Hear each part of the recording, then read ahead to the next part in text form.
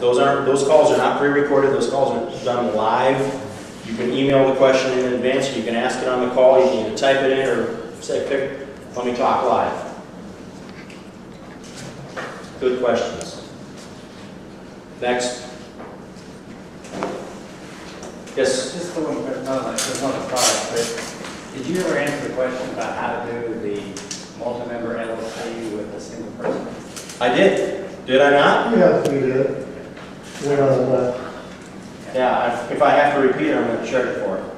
No, I'm joking. I'm joking. I'm sure it's in the system. It is. Oh, it's in the system. Yes. I just have to find it.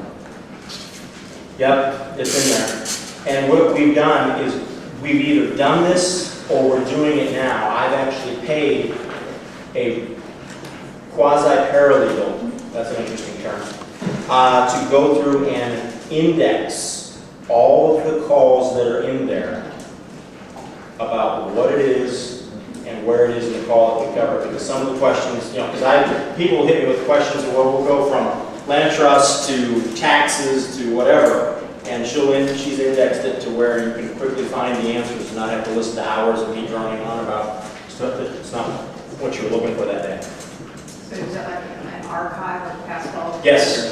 Yeah, I have a 3-year archive already, and we're getting ready to add another major update to it. Another huge slew of calls are getting ready to be added to it. I've got to have those. I've got to have the updates loaded in the next 5 weeks. We're going to add another 20, 25 calls. Yeah. You said they will be indexed. Yeah, they will be In the indexed. future. I'm having all of the past calls already indexed, and all the future calls are going to be indexed as well. Because what I'm finding is more and more people are telling me that's the most valuable resource. Is that because there's so many things that keep coming up over and over again, and I've answered them before, they want to go back and say, okay, how did you do it without having to wait for the question? I have to wait a couple of weeks to ask me. So they want to know when I've done that.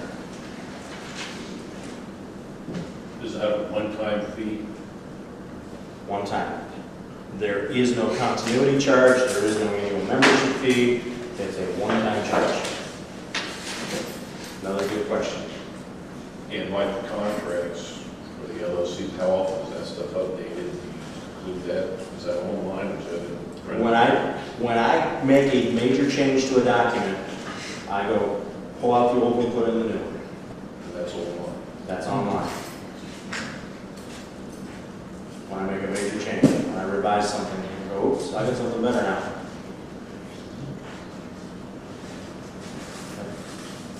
More questions?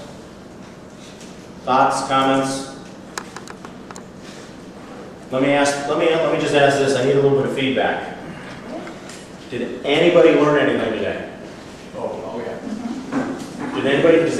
Does everybody feel like they got their money's worth for being here? Yes. Okay. Now the really important thing. How many of you have made a list of action items that you need to implement in your business? How many of you? Okay. How many of you have a schedule by which you're going to act on those items? Okay. Just having a list of things to do isn't good enough. Set deadlines with those things. Because do you know what a goal is? It's a dream with a deadline. So put a deadline to it. All right.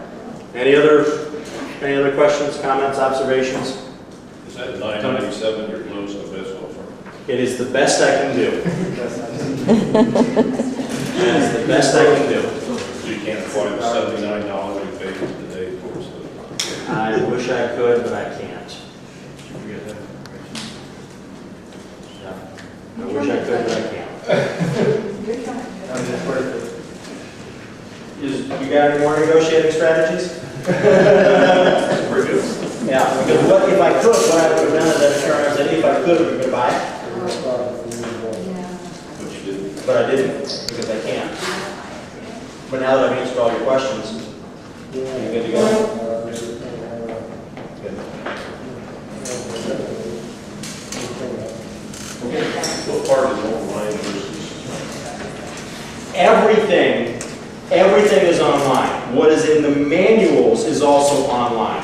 What is in the manuals is online in two different formats. One of them is, can't remember the technical word for it, but we created these easy to watch videos of a professional reader going through the material. So if you don't like reading, you want to listen to it, you can do it that way. It's a better voice than mine. So everything that's in the manuals is also online.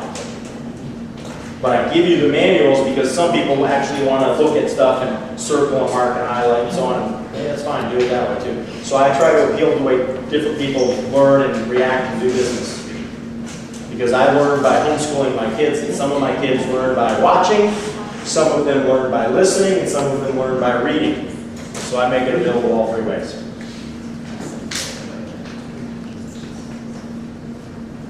Good questions. Keep coming. Matt.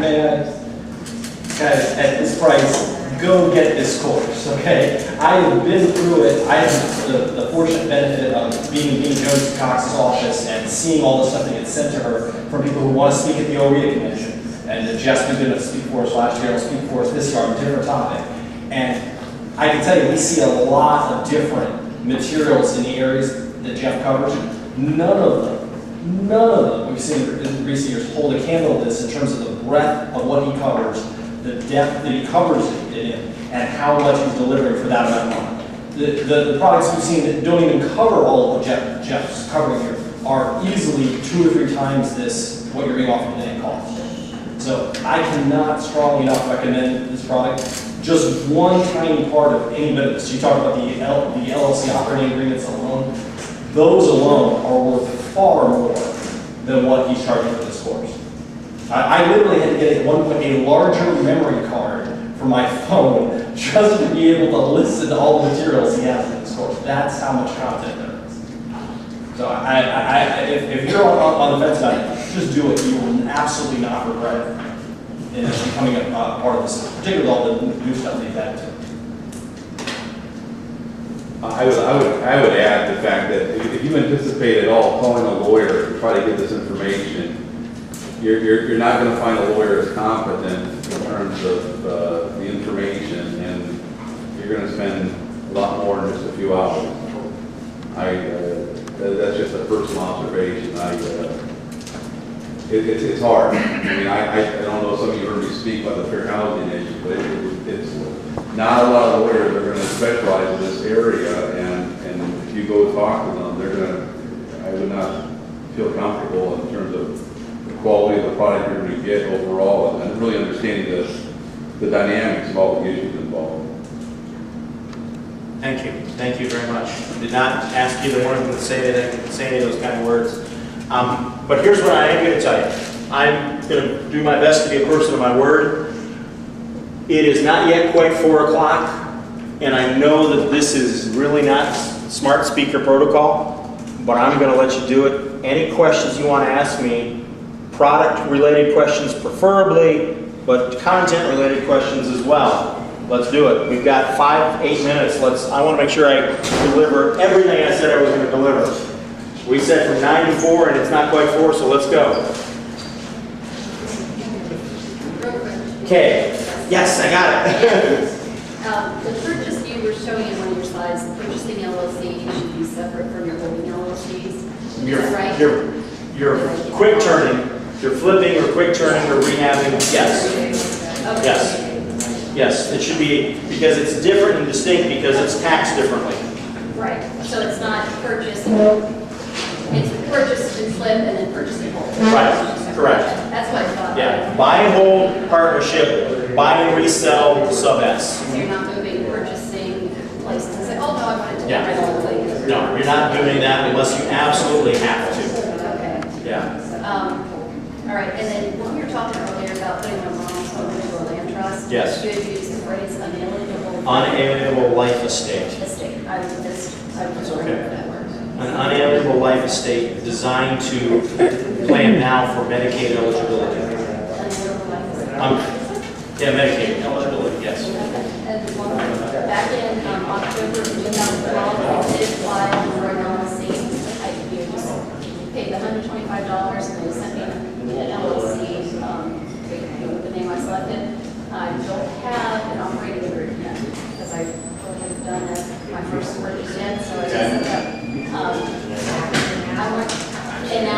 there's single member LLCs, multiple member LLCs, and I'm thinking that probably, because of the age limit, it's probably going to be considered a single member LLC. Did you get a tax ID number for it? Yeah. When you got a tax ID number for it, in your communication with the IRS, we had to indicate how many owners there were. Okay, I think I said one. Then it's going to be a single member LLC. If I remember, it indicated that if I wanted to change it at a later date, I could. Yes, you can. How much later date? Whenever you want to. Okay. I have taken LLCs that have been around for several years. In fact, I did it, in fact, I skipped over the slide. The lady that I showed you, thank you for making this, Vicki, she owns LLCs that own rental property here in Dayton. And they were single member LLCs because she had inherited her husband's entire interest. And then we amended the operating agreement and did a contract to sell part of it.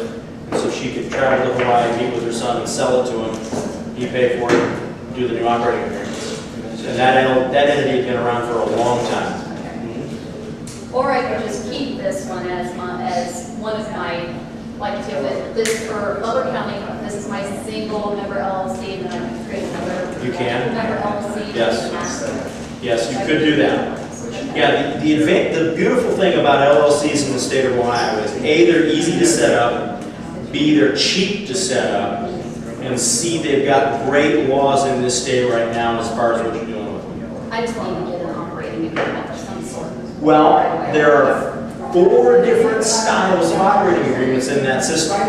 Single member, multiple member, partnership, sub-S tax status. So I've laid it all out in there for you. Is there a minimum percentage for multiple membership? If you're wanting to. I think that there is. I think the threshold is 3%. Anything less than 3% just doesn't look credible. Yeah.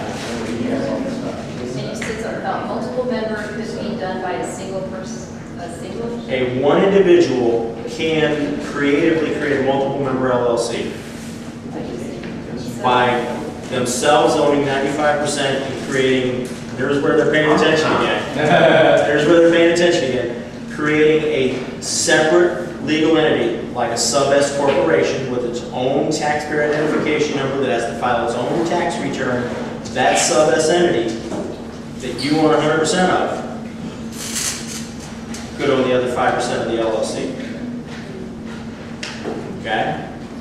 Your situation, though, if your husband's on board with you, there you go. You know what I mean? And if he's not on board with you, well, then you need to really get to know what you're doing. Okay? I mean, if he's not a big fan of you in real estate, the two of you need to have a conversation about that. But I'm not a marital advisor, I'm just telling you from my own personal experience. Yes, ma'am. This product, Yes, ma'am. we have no entity whatsoever. We have no property other than our personal home. Okay. That new. Good. So this is gonna, You have a chance to do it right from the I say, beginning. so starting like, right from the beginning, it's gonna, like, I mean, we should we set up some entity where we have property for? I mean, so, does it tell me what that first entity should be, this sort of just general business entity? We approach it a couple of different ways, okay? And the first question is, what do you want to do? What do you think you're going to want to do in real estate? Probably some flipping and some. Wait a minute. Okay. Probably some of both. Okay, so if you're going to do some of both, you're going to need 2 entities. So the question is, which one are you going to do first?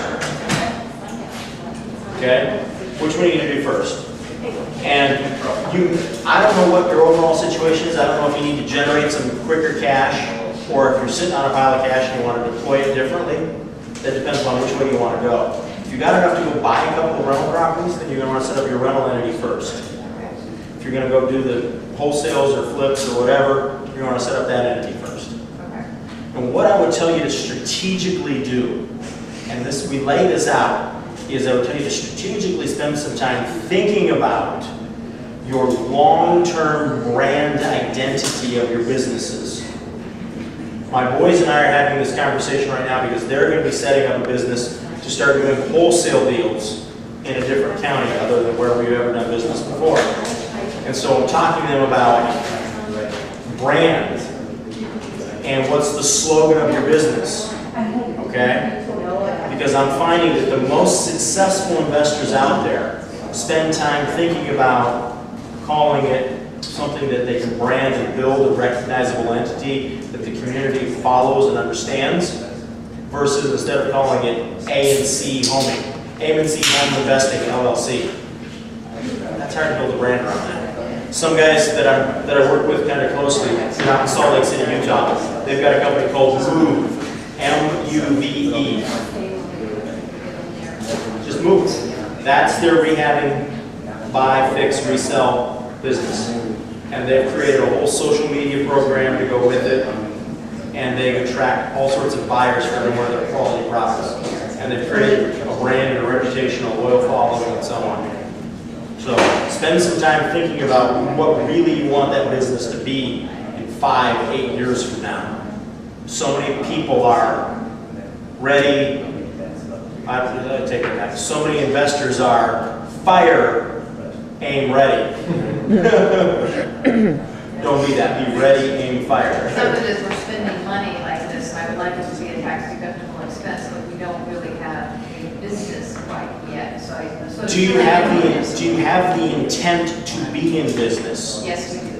Then it is a deductible expense. It is. It is a deductible expense. So attending, Provided- yes, attending today, et cetera, Yes. these are deductible expenses. Provided you've not exceeded the $10,000 threshold Okay. in this year All right. because of the startup costs and so I on. didn't know if there had to be some trigger point. The trigger point is when did you develop the intent of being in business? When did you say, I'm going to be a real estate I investor? can answer that. Yep. The day you resigned from GE. Now, I'm gonna just presume to assume something. How long were you at GE? They bought our company about 7 years ago. Total time, 20 years. Okay. I'm gonna presume that you had a 401k of some sort. Yes. I'm gonna presume then that you want to make some very wise decisions about what you're doing with that 401k. I'm going to be so presumptuous as to suggest that you only use part of it because you want to be properly diversified. You use part of it to invest in real estate. I'm going to go so far as to say that you're going to want to think very carefully about buying something that is going to be low maintenance, low management, good cash flow. Everything we're looking for. Okay. Then there's some stuff in there that'll really help you.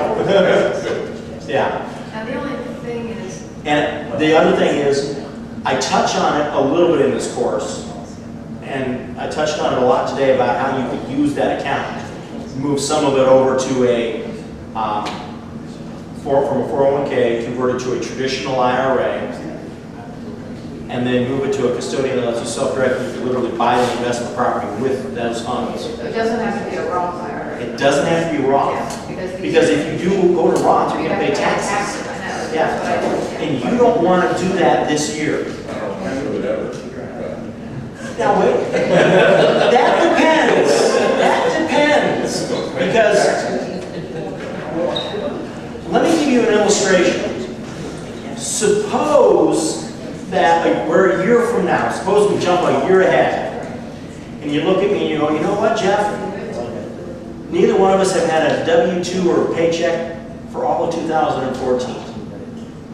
And we've got a bunch of business startup expenses for this year as well, and so if we actually did our tax return, we'd have a negative number. And I would say, well, you may want to do a conversion to a point where you can handle it or it'll offset, okay? So this is one of the things that it's not explicit in the course, but it's implicit, is the mindset of always thinking ahead, of having the what-if conversations with your tax guy. If you don't have a tax guy that lets you do what-if conversations, Find another one. We don't by any chance know people in our area who are legal residents. Not in this area, no. No. But, well, yeah, I do, if you want to go to Columbus. John Heyer. Yeah.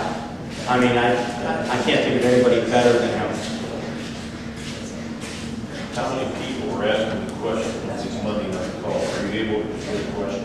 Are you able to get your answers, or there are a bunch of people queued up and can't get through? I generally answer every typed-in question before I hang up. Okay. And if your typed-in question is, can you please unmute me so I can answer the question, then I'll do that. So if we get stuck with some part of the form or something. Yep.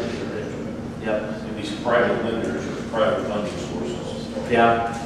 are they strictly short term, or do they get long term, high hold, or what? Depends. Depends on the deal.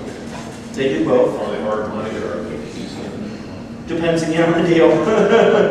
Yeah, they're in it to make money. There's no doubt about it. They're in it to make money. They don't give it away easy and cheap. Okay? They don't. But they know what they're doing. And the best service that I've seen them do is they will evaluate your deal. And if they don't think it's a profitable deal for you and for them, they won't fund it. They'll tell you.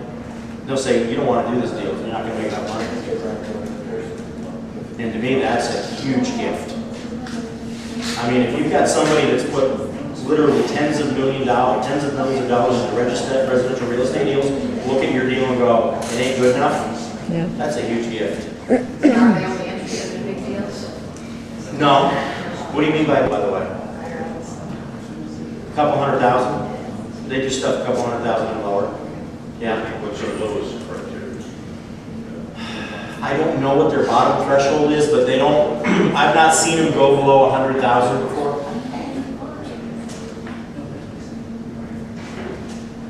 Can I ask a question? Yeah, sure. Since I just bought the package. Wonderful, thank you. We just refinanced 3 mortgages, 3 duplexes. Okay. I'm going to take them out of the LLC name. Yep. Do the refi. Okay. And I am waiting for the title company to tell me they got the paperwork back from the courthouse, or they got the paperwork up to put it back into the LLC. Okay. But When you deeded it out of the LLC in your name, what kind of deed did you use? I don't know, there's so many papers that I just signed. Okay. Okay. I know I still have title insurance on it. Okay, because you bought through the refi, you got more than just a No, they windows told me box? I used the same title company, and they told me that since it was, Okay. that they Okay. just kept it in place. Okay, good.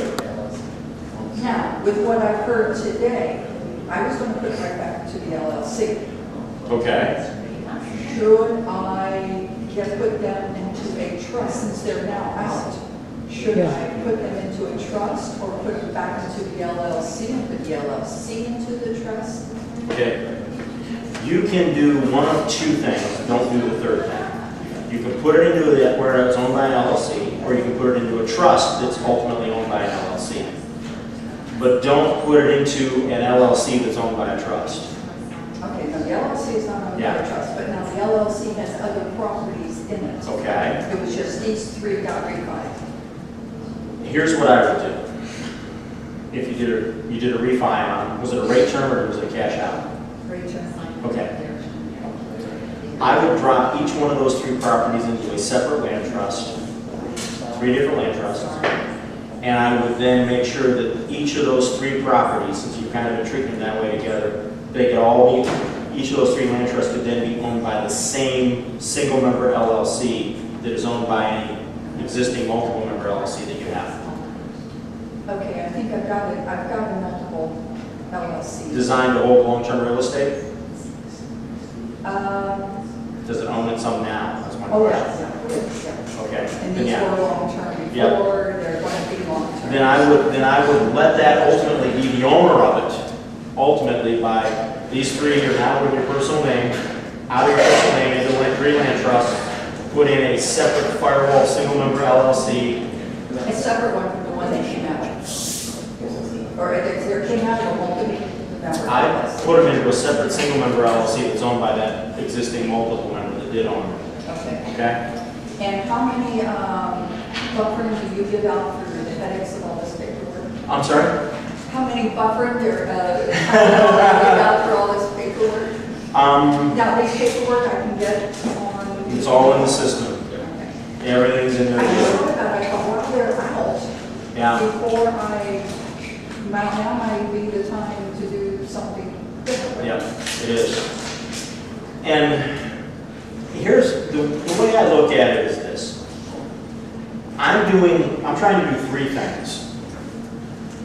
I'm trying to protect my assets, I'm trying to lower my taxes, and I'm trying to make something that is the easiest to convey to my wife and kids if something happens to me. The probate lawyers in Ashtabula County are thieves. The probate magistrate is a jerk. The judge is on his way out. He's a nice guy, I respect him, he's a good guy, but he's on his way out. I want to make sure that my wife and kids don't have to deal with the thieves and jerk in my county. So I'm setting things up to where if something happens to me, nothing gets probated. It's all in a trust, it's all in an LLC that my wife owns part of, and she inherits my LLC interest, and boom, it's done. Okay, now, in stepping out of the properties that are in this LLC, I don't know what you mean by that. okay, I've got multiple properties in a multi-member LLC. Okay, Take these three out. okay. How fast or what is going to be the expense of taking each one? Am I going to take it into a private name and then back into the trust? Okay, great question. And then how much do I do that? Typically, how much money does each one cost? Good question. And a lot of it depends upon how you're going to set this up. The cost of putting a property into a land trust is the cost of recording the deed. That's all. Okay, If you use my system, okay, $27. $27 per property to record the deed. That's pretty cheap. If you're going to add an extra LLC, it's going to cost you $125 per LLC. So now you're at a whopping $152 per property. So each one's going to go into its own LLC? You could if you wanted to do it all the way out. Or you could go land trust, land trust, land trust, all owned by one single member LLC, which is owned by the multiple member LLC. So I've got 27, 27, 27, and 125. Okay. So I'm at 60, 81, I'm at $220 some dollars, $240 some dollars. Yeah, it depends on how you want to do it. Now, when I did it all in one fell swoop on January 1st of the year. I walked in, I had all the paperwork all prepared, and we dated everything January 1st, even though some of it didn't get notarized until January 2nd. Because I couldn't find a notary working on the holiday, but I did it all on that day. The courthouse will be closed on the first. Pardon me? The courthouse will be closed on the first. Yeah, but I just did it all then with the assignments of interest and so on, because the properties were already in the land trust for a long time. I just moved the land trust out of the single member LLCs into ownership of the multiple member LLCs. I did the shuffling all on my office table and dated all January 1st for the beginning of the new tax year. Because my accountant said, Jeff, I don't want to have to do a return for 2 months on your corporation and 8 months or 10 months on your personal. So I just did it all dated at the beginning of the calendar year. Now, you're saying single member LLC, and yet all day today you were talking about you really should have multi-member. Yes. Now, my husband and I, can we be a single member since we're spouses? No. The two of you together, if you both own the same LLC, it's going to be a multiple member LLC. So we can't really, now, okay, you're saying do a single member LLC. Right. So one of us or the other is on just that LLC? We're just making multi-member. If the multiple member LLC owns the single member LLC, the single member LLC has one owner, it's that other entity. Okay. You and your husband own this entity. This one entity owns this other single member LLC. this single member LLC may own 1, 2, or 3 houses by virtue of owning the beneficial interest in 1, 2, or 3 land trusts. And how quickly can I get all that done?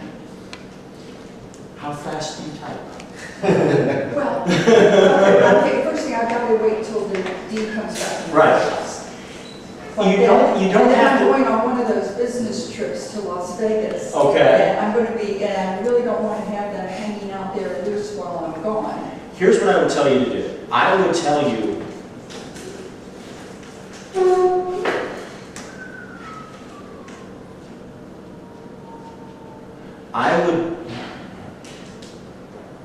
here's how I would do this. I would make it all, I do the paperwork now, and I'd make it all dated effective January 1st, 2014. And I would treat those 3 properties for this period of time as being still belonging to that multiple member LLC. That means that I've got to put it back into the LLC name. I would just cut that corner cheap. Okay, that's how I do it. Just save money. Because otherwise, what you're going to do is you're going to say, okay, for the time frame that you took them out, now it's got to show up on your personal return on a Schedule E for that period of time.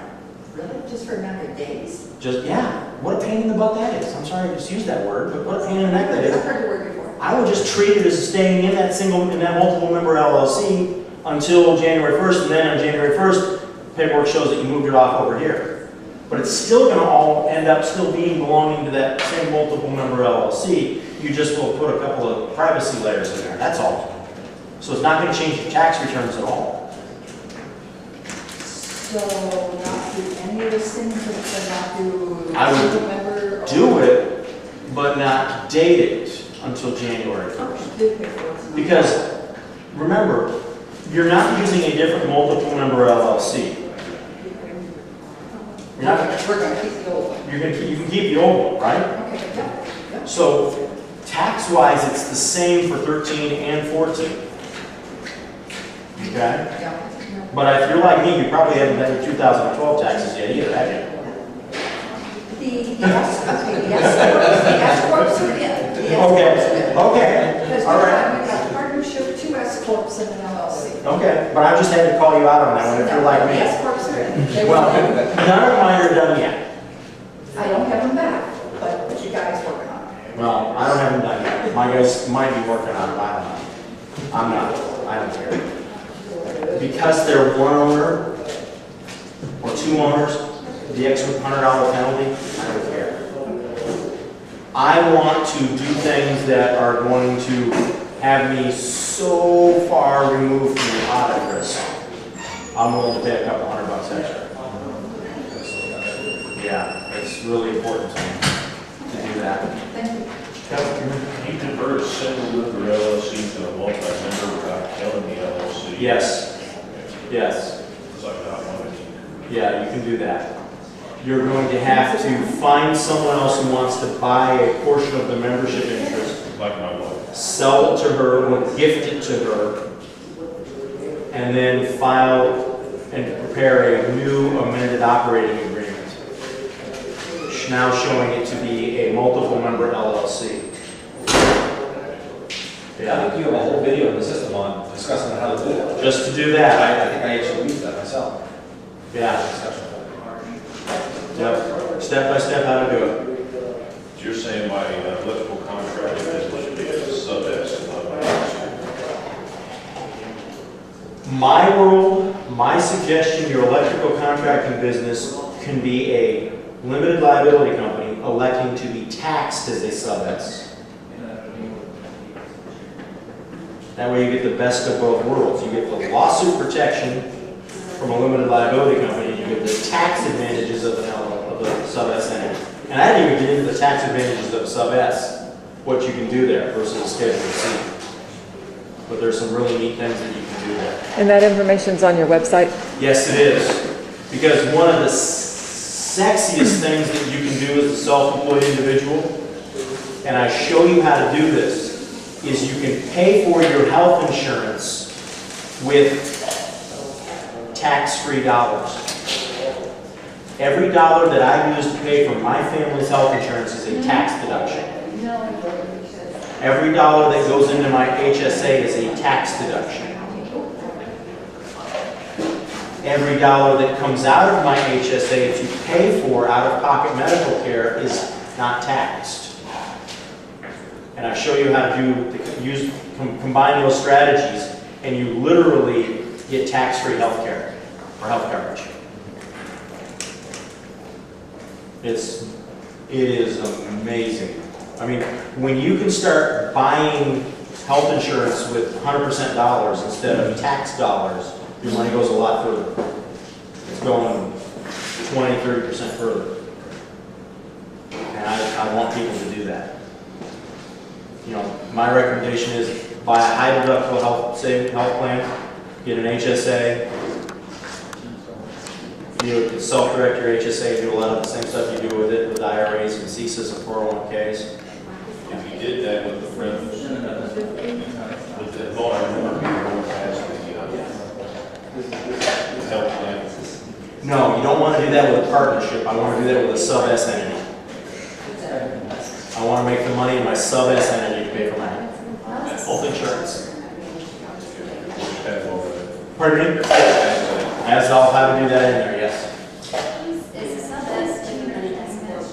Same thing, two different ways of saying it. You say potato and I say tomato. I was checking to see if you were listening. Potato, tomato, tomato. Yes. Yeah. Any other questions? The live 2-day training, is that a one-time thing, or can we do it more than once if we want to? I have had some people show up for all 5 or 6 of them that I've done. Really? Yes. So we can come as often as we want to? You come as often as I do them. Right. I used to do them twice a year, and I just don't have the energy anymore. I do them now once a year. And it is a real, the best part about it for me is I get you in a room with 40 to 50, sometimes as many as 100 I've had there, other like-minded individuals. Some of the deals and things that have come out of it have been quite impressive. Some of the relationships. Sounds great. Yeah, it's a lot of fun. You said that to commit to, is that for when you're a member that you own a membership every year? Or is it the first time? I'm sorry? Is it the first time that you come for free, or is it every year you have that 2-day? Every year. Every year you come for free. Good. Every year. Because I haven't used mine, so that's what's so scary. No, it's every year. I will get this done, right? You will. I haven't picked a date yet, but it's not going to be this year. It'll be sometime next year. Do you send out an email to let us know when it is? Oh yeah, weeks or months in advance. Okay. I was talking with a friend of mine, Sean McCluskey, and Sean is like flabbergasted that I don't charge anybody to show up for that. And I thought, well, Sean, next time I will really promote it just to see how many people I can get there, because he'll promote it again for me. Yeah. Oh yeah, it's quite a deal. I mean, most people, with all the production goes into a lot of that, all the cost would charge something above and beyond. That's great. I remember Hire came back in the last one and was talking to us. We unfortunately missed because he was sick and he was just great about it. He was very impressed with everything that you covered. It was fun to have him there. Because he gave a different perspective. The last one I did, I think I had 7 lawyers in the room. Wow. 7 lawyers in the room. It got to be very interesting. I bet it did. Yeah. Are the live trainings done in Ohio, or do you take them other places? Cleveland. It's always in Cleveland? Okay. Yeah, I'm sorry, but you're gonna have to schlep north up I-71. Oh my goodness. That's the only downside. You have to go to Cleveland. Well, at least we don't have to fly Oh, I from don't want to do there. it in the wintertime. No. I don't want to do it in the wintertime. I don't want to be here in the wintertime.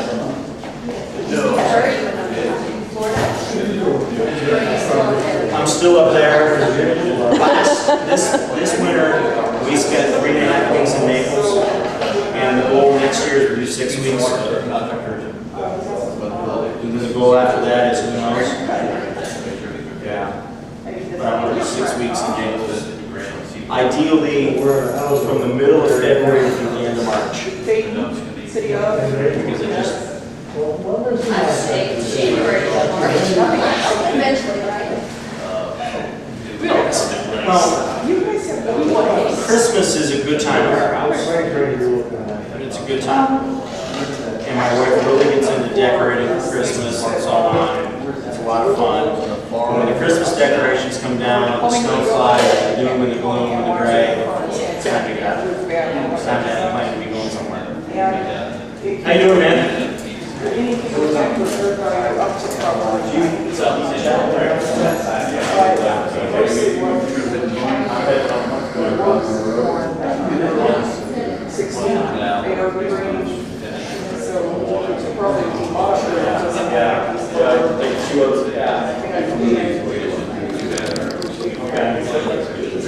It was less than $20,000. And it could be, I mean, it was dirty, but it could be cleaned up. It was still bad. But it was in May. And it was a decent street. I would take that sinking very important location. Dirty house.